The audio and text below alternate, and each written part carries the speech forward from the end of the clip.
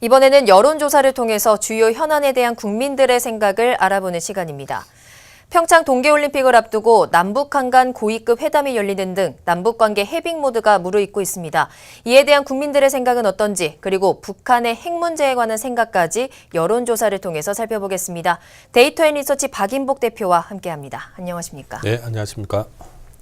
자, 어제였죠. 남북 네. 고위급 회담이 열렸는데 이 자리에서 네. 북한이 평창 동계올림픽의 선수단, 응원단에 기자단까지 파견하겠다 이런 언급을 했습니다. 네. 좀 북한의 태도가 변했다 이렇게 볼 수도 있을 것 같은데 국민들의 생각은 어떻습니까? 제 어저께 행동을 보면 기존의 했던 보다 더 파격적으로 행동이나 몸짓에서 드러났습니다만은 네. 한국갤럽이 지난 1월 2일에서 4일 사이에 전국에 한 1,700명을 대상으로 1,007명의 대상으로 북한의 태도에 대해서 설문조사를 했는데요. 네. 북한의 김정은 노동당 위원장이 올해 신년사를 발표한 다음 날 조사한 결과입니다. 김정은 위원장이 이 자리에서 평창 동계올림픽에 참가를 언급하면서 남북관계 해빙 무대에 대한 기대감과 분위기가 높았던 것도 사실인데요. 네. 하지만 실제 국민들의 생각은 조금 달랐던 것으로 보입니다.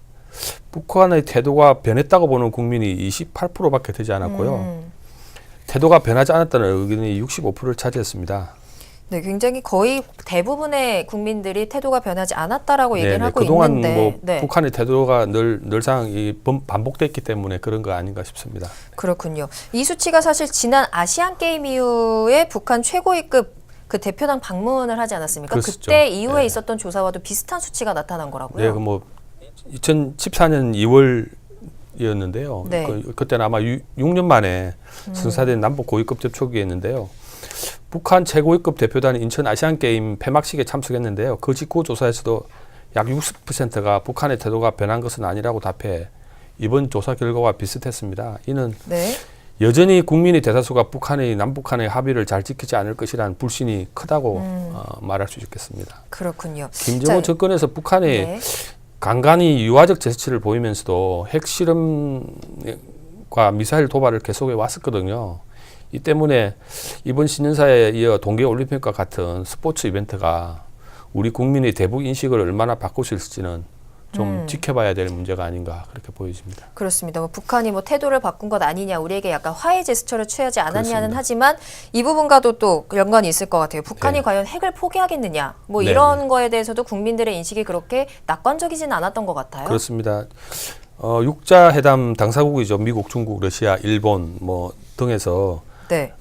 오랜 기간 동안 북한의 핵 포기를 종용해 왔는데요. 문재인 정부 또한 국제사회 제재 공조로 북핵 포기를 끌어낸다는 입장입니다. 하지만 우리 국민 90%는 북한이 핵을 절대 포기하지 않을 것이라고 생각하는 것으로 나타났습니다. 네.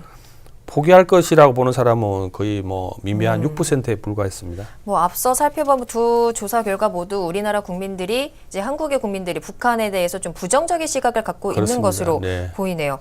자, 북핵과 관련해서 현재 국제적인 좀 제재가 병행되고 있는 상황입니다. 그렇습니다. 이런 상황에서 이제 평창 동계올림픽에 북한이 참석을 하게 됐거든요. 네네. 이에 대한 여론도 한번 살펴볼 수 있을까요? 네, 평창 동계올림픽 참석은 아무래도 정치적인 것보다 스포츠 행사이기 때문에 우리 국민들은 긍정적으로 보는 시각이 강했습니다. 이번에 아마 리얼미터가 진행한 설문조사인데요. 네.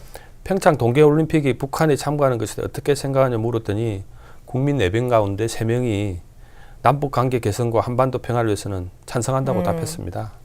반면에 한 20.3%는 제재와 압박이 선행돼야 된다라고 해서 반대 입장을 보였습니다. 네, 이 조사 결과에서 조금 재미있었던 것이 정당 지지별로 좀 차이가 났어요. 네, 그렇습니다. 지지 정당별로는 정의당 지지층에서 찬성이 100%가 나왔고요. 네. 사실 이 조사는 조금은 이제 오해가 있을 겁니다. 이게 적은 수가 샘플이다 보니까 몇 명만 찬성해도 100% 나오는데 100% 찬성이 있을 수 있겠습니까?